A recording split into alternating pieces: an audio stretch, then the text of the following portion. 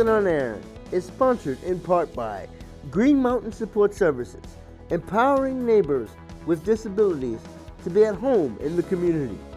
Additional support for Ableton On Air is sponsored in part by Washington County Mental Health Services, where hope and support. Welcome to this edition of Ableton On Air, the one and only program that focuses on the needs, concerns, and achievements of the differently able. I've always been your host, Lawrence Seiler. Arlene is off today. We would like to thank our sponsors, and we would like to thank them in advance. On today's program, we will focus on what if you're special needs and you have a problem getting federal benefits such as Social Security and or food stamps. Just to let you know, there is a federal government shutdown. Our president, Donald Trump, has declared or is declaring a national emergency. 800 federal workers are now either furloughed or not working with pay. Most of them, by the end of this broadcast, will probably either leave work and go to the public sector or not work at all. And also the Transportation Administration part of the Department of Homeland Security, the TSA agents are working without pay or are quitting. But with us is Dr. Brett, your last name? Campbell. Dr. Brett Campbell, PhD, who is challenged, but he's going to discuss things that he's done despite his challenges, and possibly also suggestions to those that are special needs who are going through the same situation you are. So why don't you tell us your story and what you're going through and how you got there. Okay. Well, a couple of years back was after years of being misdiagnosed essentially with unipolar depression. I was later diagnosed with bipolar type 2, and this happens, I guess, quite frequently. With bipolar 2, unlike bipolar 1 that has the manic phases and the depressive phases, bipolar 2 has worse depressive phases than bipolar 1, and then the other end of the spectrum is... What do you mean by end of the spectrum? Well, I'm talking about in terms of bipolar, like when I was first asked, I was in a psychiatric facility at a very difficult stage of my life, and they asked Here me, in Vermont? Yes, down in Brattleboro. Yeah. And it was towards the end of taking care of my mother, who was dying of Alzheimer's, and I did so for about a year and a half. And so down there, they asked me, "Do you think you might be bipolar?" And I said, "No, I don't think so, because I don't have these euphoric highs that are associated with traditional." With bipolar 1, or what traditionally has been called manic depression. I don't have the mania. They call it hypomania that goes with bipolar type 2. And so they talked with me a little bit down there and asked me, "Do you think you could be bipolar?" And I said no, because I had the manic depressive model. No, you don't have TBI or anything of that nature. You just have... No. Okay. These are organic maladies. They are caused by chemical imbalances in the brain. Chemical imbalances, meaning the fact that you've had problems with medication in the past. Yes. Okay. I mean, medications are helping now. Before, with this, and I certainly wish I was treated with this medication while I was taking care of my mom. I think it would have probably helped me with more patience. But the only two emotions I knew for a long time were sadness or depression and anger or irritability. And example, I'm throwing this in there as far as anger is concerned. Remember years ago, there used to be 1970s Incredible Hulk with Bill Bixby, where he had a problem when he was fixing a car tire and he got angry. You know, do you get that type of anger where you're going to end up throwing things, or have obviously you haven't hurt anybody, but do you get enraged? I'm not saying you're going to turn green, but we have to make light of this in a sense. But I'm not saying you're going to turn green, Right, and be Incredible Hulk. But does the medication it's that helped. help you with your rage, or It helps enormously. Before, yes, I could have anger as destructive as that. throwing things, Sure. punching walls? Oh, yeah. For a while, when I was working on my dissertation and I was having frustrations and I thought I was turning my knuckles into maracas at that point. I haven't You done know it when in quite Rocky some time. punched meat in the first, that type of anger? I hate to admit it, but I've never really seen a Rocky movie. Okay. Okay. Anger is such that. The other thing is, to be quite frank about my illnesses, okay, I suffer from this bipolar. We're trying not to make light of what you're going through. Oh, no, I but understand. it's good sometimes to make light of things, you know, in a sense. One of the things that has helped me the most after taking care of my mom, I was intensely depressed for 2 years, and a couple of years later, friends of mine said, "Why don't you try doing some stand-up comedy at these open mics?" It's like, what am I going to do with all this depression and self-loathing, and who's going to hire me for work? And somebody said, "Why don't you become a comedian?" And I said, "Well, that's perfect, because while those are setbacks in most other professions, they're absolutely de rigueur for the So you number of have your depressed PhD. Where did you get your bachelor's? My bachelor's I ultimately earned from the University of Vermont. Okay. Okay. And your PhD was from the University of Vermont as well? No, my bachelor's was from the University of Vermont, and I did I was at a school in New Hampshire, and I did an 11th hour transfer to UVM for having been from Montpelier originally, and during the Christmas break of my freshman year of college. What year was that?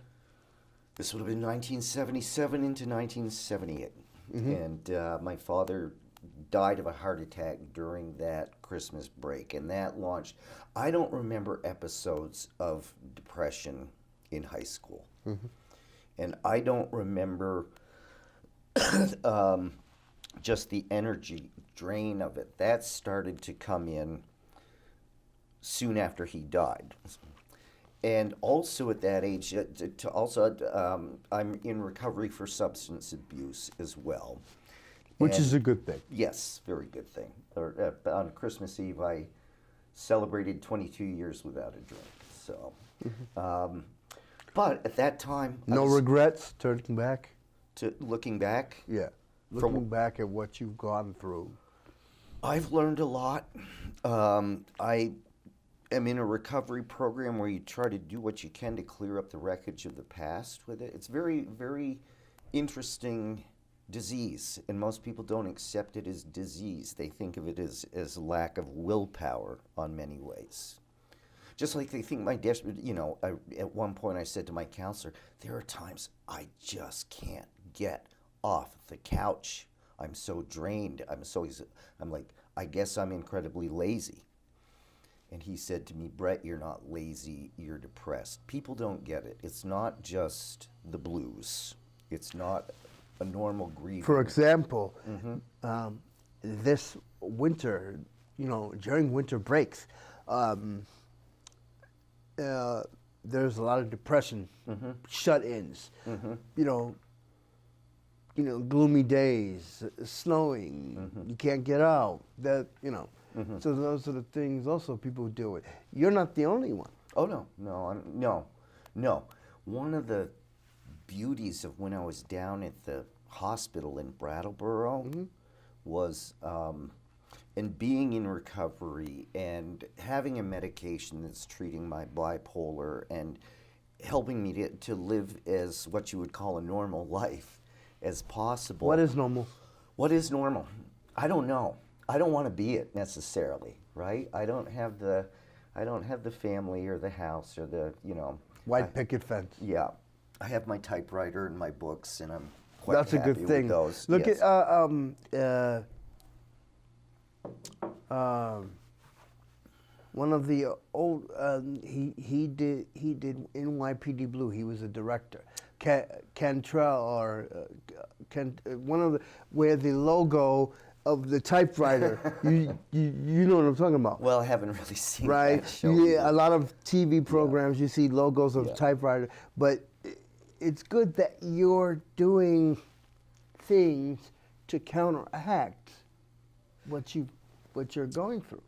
My main anchor right now that I consider in my life is, despite whatever's going on, I try to make myself sit down and write at least one double space page a day, and I can manage that. So from the course of the January 1st of 2017 to May 3rd of this year, I wrote the first draft for a novel, a collection of short stories that's about 500 pages long, and that's just one day at a time. In every kind of recovery program, So, but this past weekend, you mentioned the weather before, and yes, I get it worse during the seasonal affective disorder in the winter, and usually writing is my reprieve from things and my What was your meditation. dissertation on? My dissertation? My dissertation had to do with the friendship that existed between J.R.R. Tolkien and C.S. Lewis.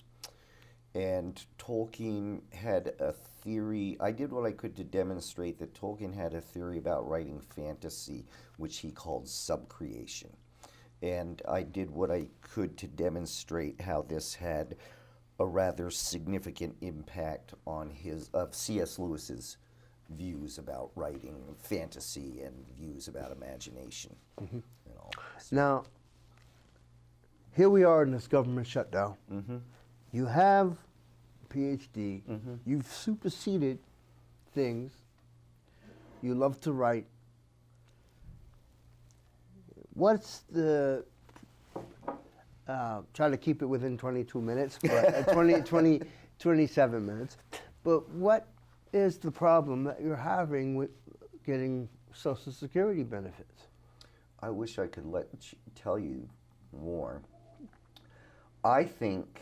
Well, what is in the short of it? Okay. Whatever you want to say about it. This is the second time that I filed first in 2014 and was denied, and worked with a local attorney who was helpful to some extent, and then just kind of gave up on the case.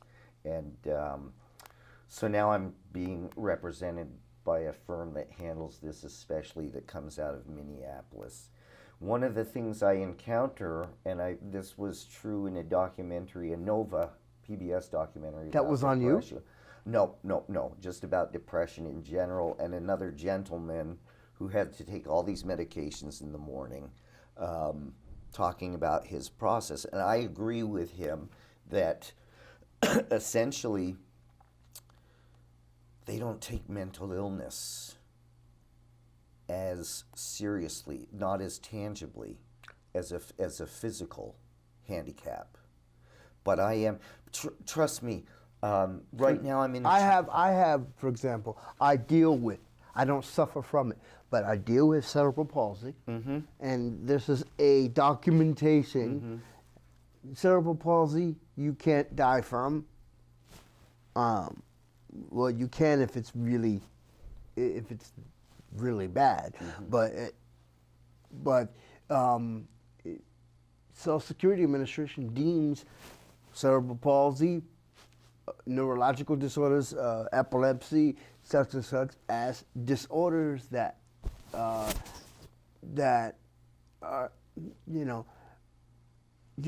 I mean, you can get Social Security from having those, but So what you're saying is mental challenges, they don't deem it as a disability? In paperwork, it is bipolar is deemed as a disability. They'll just do what they can to not pay out, right? And here's the thing, too. I don't want to be living this way. I would rather have a 40-hour-a-week plus full-time, challenging career. Both my brothers are carpenters. One of them they both work hard all week, physically, and one of them quite often will work during the week and then go down to Cape Cod or so and visit friends and go kayaking. I would love to work a 40-hour week and then go down with them and scuba dive the whole weekend. I'm certified as an instructor as well. For What haven't you done? time in jail. That's a good thing. Well, there'll be. You're saying it on air, just know that. Yes, I know. You got to keep a sense of humor about these things. You have to, or it'll destroy you. I haven't done time in jail either. Yeah. I don't plan to. But I haven't taught a scuba class in 3 years. I haven't gone diving for fun. It's not robbing me. The fatigue that it produces, it makes me work in the workforce. Bipolar 2, one of the common elements is you're often underemployed for your levels of ability and underpaid. And that's been a career, that's been my resume. And hard to stay stable at one job for any period or length of time. Well, you're with Vermont Associates. Yes. And it's working well. A training program with them right here at Orca. Yeah. Learning how to digitally edit. I am 40 years after the fact. When I graduated high school, I just wanted to write comedy. To me, the guys from Monty Python had the dream life. You know Monty Python, or are you too young? Yeah, no, Okay. I know Monty. Yeah. They considered themselves writers first and performers second, which is what I pretty much consider Benny Hill. myself as well. Benny Hill was a different ilk over there, but similar. And that's what I loved, making people laugh. I still do. But when my father died, that was the launch of this very dark depression and the beginning of the descent from social college drinking down to 20 years or so of active alcoholism. Now, being okay, alcohol is a disorder. My parents went through it. Have you ever gone through a situation where you're recovering alcoholic? You know, you're recovering. You go through this 12-step program, which is a really good program to go through. But have you gone what they call binge drinking, where you go to a bar? I mean, because now bars or restaurants, I know here in Vermont, there's a situation, some restaurants, they only allow you 3 or 4 drinks and then you can't have any more. Or they're allowing, they'll call you a cab if you can't control deal with your situation. But years ago, bars, they just let you sit there and drink and drink and drink and drink. Well, very quickly, just to also tie up what I was saying before. I'm sorry. That's okay. Being here 40 years later, from a hobbyist perspective anyway, is going to make opportunity for me to do what I really wanted to do 40 years ago. I don't regret what I branched off into a lot of education and teaching, whether it's scuba or schools or college courses, and I don't regret that in the least. And you've worked with some people from Washington County. Yes, I have. You've mentored some people that were on this show as guests. So being a mentor and teacher, that's what you like to do. In addition to writing and definitely. So being that you have done all of this, you stumbled a lot. Basically, we stumble and we get back up, okay? 6 times knocked down, 7 times back up again, something Basically like that, yeah. Asian proverb. And what is one or several pieces of advice that you can give to people that are listening to this program right now that are stumbling, challenged? Because we don't want people to say, oh, poor me, I can't do this because I'm disabled.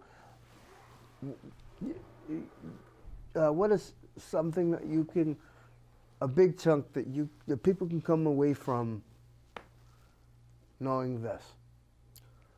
Hold on to your life, Mm-hmm. okay?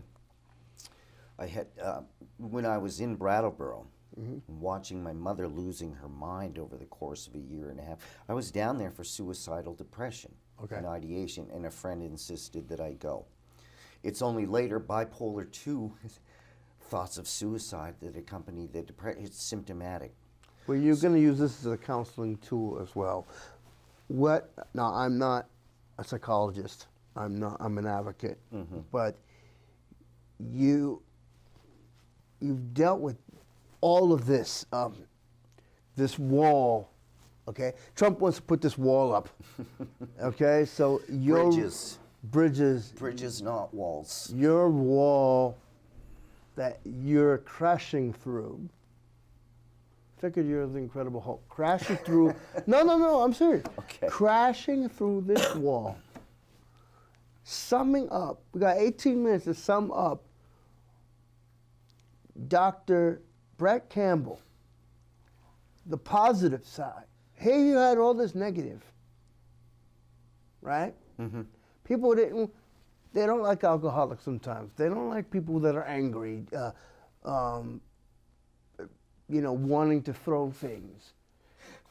One time years ago, Mm-hmm. I was 30 years or so ago, and I was living in another state, and I called the suicide help hotline. 1-800-LIFE-NET, which we'll mention at the end. This was back in the 1980s, so not exactly certain, but anyway, talking with the person who on the other end of the phone, she's like, you have to snap out of this depression, which you can't do. No. Right? You can't snap out of a depression. You can't snap out of being diabetic. You can't snap out of, again, the bias is that people think you're choosing to live this way. And what I was saying before about my brothers, no. I would love a full and active life. I get angry because I lose hours of my life. I've talked to some people before who suffer true depression, and they're like, I understand exactly what you're talking about, because we're getting robbed of living. Time, a good piece of advice then also, time you never get back. Absolutely. Ever. Absolutely. Because, okay, people have probably gone through bad relationships, drinking binges, this whole thing with the opiate crisis. Is people there, Vermont is really trying to nip in the bud, a clean needle program. But if you waste time, you never get it back. John Lennon said something one time that was kind of interesting about, well, if you had fun, can you consider it time wasted? Did you have fun with all of this Oh, stuff? I had, you mentioned before Well, about your college days. Yeah, that's where I was heading. You mentioned before about the lack of... I don't mean having fun being an alcoholic or drug or... No, you thought it was social rite of passage at that point. When my father died and I transferred to UVM, I had a number of friends from high school that thought, well, let's take a break from studying and go downtown and get a pitcher of beer. And as you said, pitchers of beer were... and the legal drinking age back then was 18. 1970s?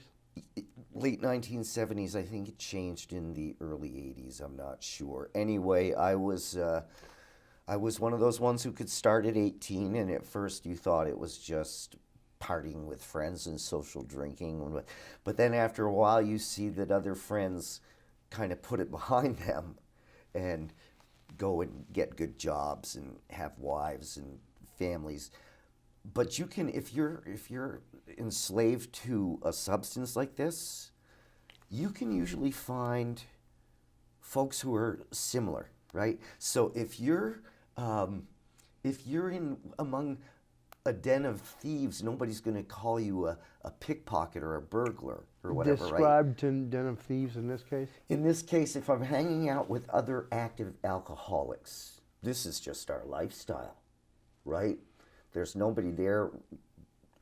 Usually it's a matter of having to hit a bottom, whether it be trouble with the law. And what does it mean to hit bottom? So maybe people who might not know what that is. I don't know. I just know sometimes that when I hit in your own, yeah. You cannot take care of yourself. You don't. One of the things I was going to say earlier too about being in the hospital in Brattleboro was meeting these other people who were suffering from such psychological maladies that it opens your heart more. You get more of a sense of compassion and empathy for people. This mood stabilizes. You start to become less selfish. Mm-hmm. You start to actually take other people's feelings and wants and happiness into consideration. Hitting bottom is, I'm one of those guys I think that could hit the bottom of a concrete well and still bring a pickaxe with me to try to go a little deeper still. Hitting bottom means that you, in the case of the recovery program I was in, that you are powerless over the substance that's taken control of your life. So the topic of this show, instead of it necessarily, well, it's your profile, but hitting rock bottom, but getting out of it is the whole thing. Because that's exactly what you're doing, and what you're a survivor of it. You haven't touched a drink. Did you do any hard drugs, if you don't mind me asking? Back in the day in college. Cocaine, heroin? No, nothing like that. Well, I dabble. I tried cocaine once years ago, mostly pot, never heroin. Yeah, nothing, It's all right. It was, my father was an alcoholic. It runs in my family. That was my drug of choice, and it's so easy. It was so easy because you can walk into a store and show your driver's license, and I'm old enough, and give me that and come home. But I can't think, even with heroin, I can't think of a substance besides this legal one, that causes more damage to society, to people. It's a horrible illness. Now in certain states, in terms of substances, in certain states, New York being one of them, pharmacies are not allowed to sell cigarettes anymore. To anyone? To anyone. They got rid of them in pharmacies, period. So, I mean, I know they can't shut down liquor stores, but a majority of people who drink, who we asked before what is normal, right? They can stop when they want to. They control. But years ago, I heard this fact, but it's like alcoholics were buying something like 80% of the nation's. What were you drinking that was like detrimental? Beer mostly. Once in a while. Tastes like piss half the time. Anyway. It does. I'm not going to. A warm beer, a Budweiser, tastes like urine, basically. An alcoholic isn't buying. If you see somebody going into a store and they're coming out with a 30-pack of Pabst Blue Ribbon or Budweiser with that 30-pack, they're not going home and having one can a day to just savor the flavor of that delicious tasting beer. No, I agree. I can't think that I ever really enjoyed the taste of it. But I just... Is that the only thing you would drink?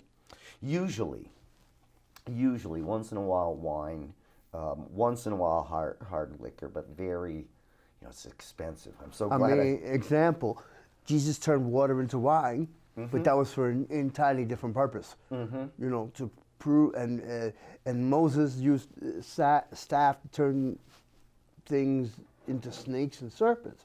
But when it comes, I mean, wine in the Jewish religion is used for, you know, to say a prayer, but it's only one sip. But in terms of Passover, when you have to drink the 12 cups of Elijah, you know, and you know you're gonna get drunk. 12 cups at once, is it? No. Different times over a 3 hour. Yeah. If you go to Israel, I've been to Israel. There are seders that run 3-4 hours, and they're drinking.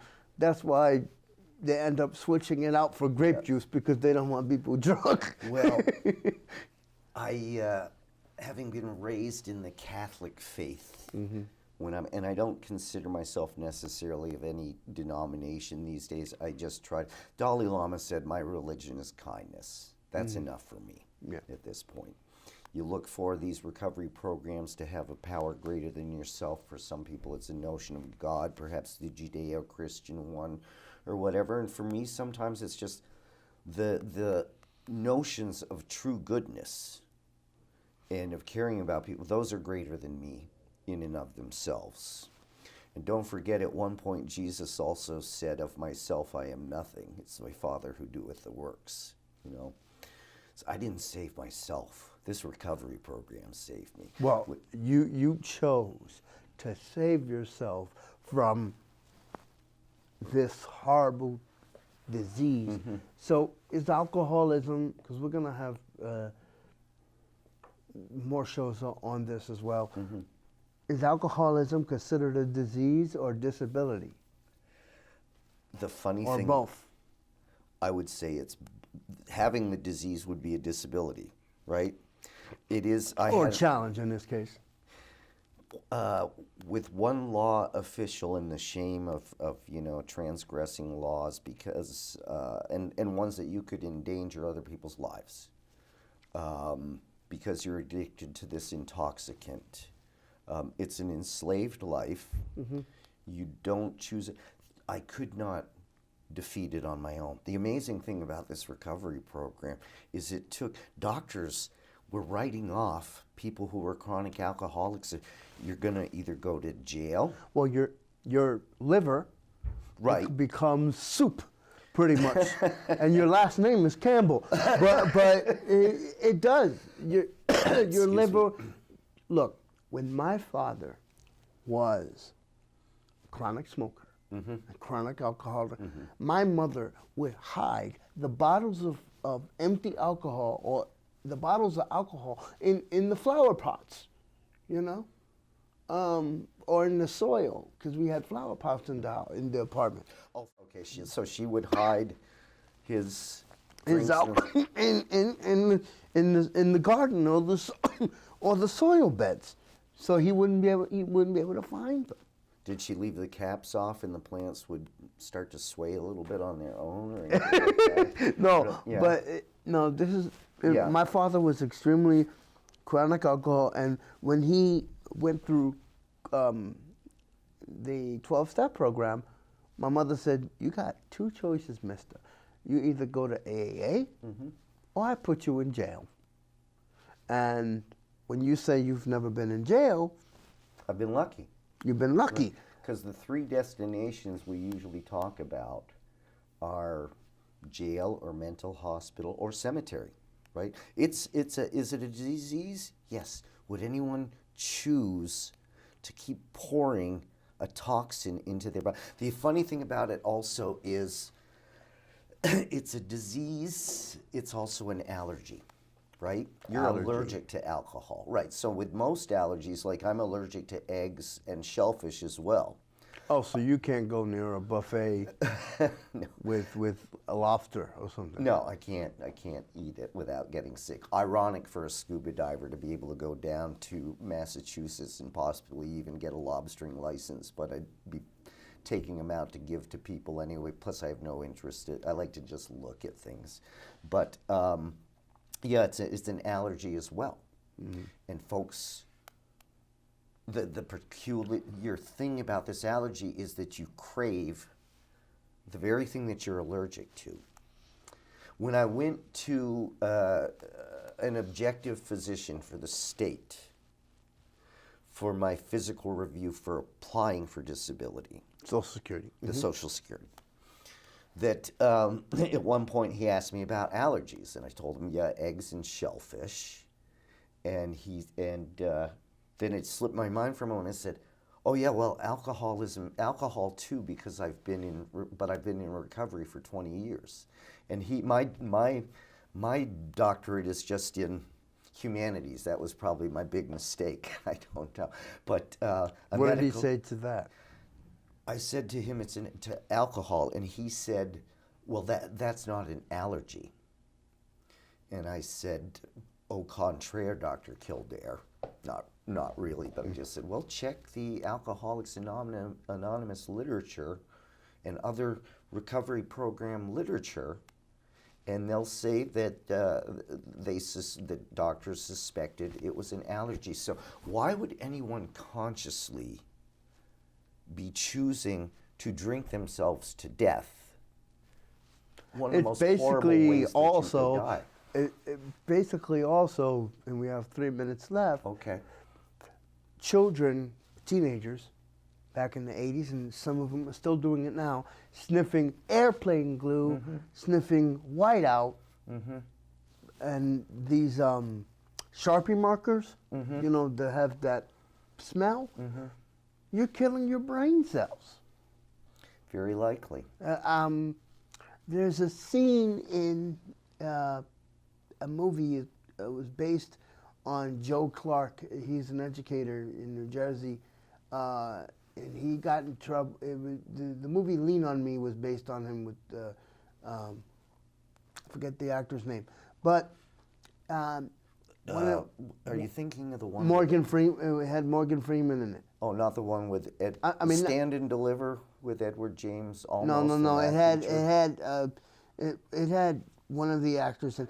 But in any case, I mean, not Morgan Freeman. I have to look up the actor again. Doesn't matter. It doesn't matter. Right? But the teenager, one of the teenagers in it, was smoking crack. Okay. Okay. Joe Clark, the educator, said in the movie, "You're killing your brain cells, son. You're just slowing them up. I'm not using the word retard in this.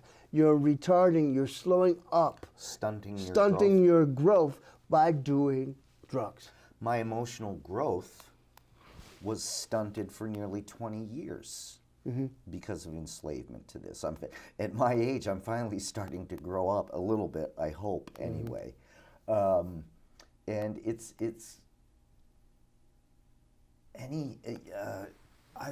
here's the one thing I would say. And I say this to young people that come into the recovery programs. I'm like, at your age, at least you're asking for help. That was one thing I was incredibly stubborn about for a long, long time, because you always interpret it as a sign of weakness.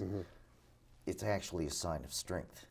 It's a sign of sanity. It's a sign. I was going to say before about the two alcoholics, and the doctors were writing off alcoholics to death, and these two got together and had the same malady. I need to perhaps find a bipolar support group at some point, but they understood each other, and they knew what to do. They could start figuring out what to do to help each other from there. Well, I would like to thank you Okay, for joining me thank on you, this Eddie. edition of Thanks. Ableton on Air. For more information, if you or someone is going through suicidal thoughts or any situation like that, please log on to Washington County Mental Health Desk, www.wcmhs.org. Or if you have any suicidal tendencies and want to get more help, call 1-800-LIFENET. That's 1-800-LIFENET. This puts an end to this edition of Ableton on Air. Arlene is off today. I'm Lawrence Seiler. See you next time. Thank you to our sponsors.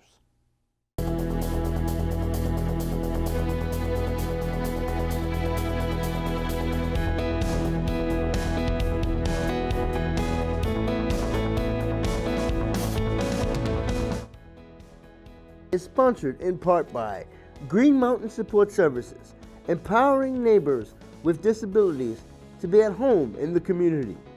Additional support for Ableton On Air is sponsored in part by Washington County Mental Health Services, where hope and support come together.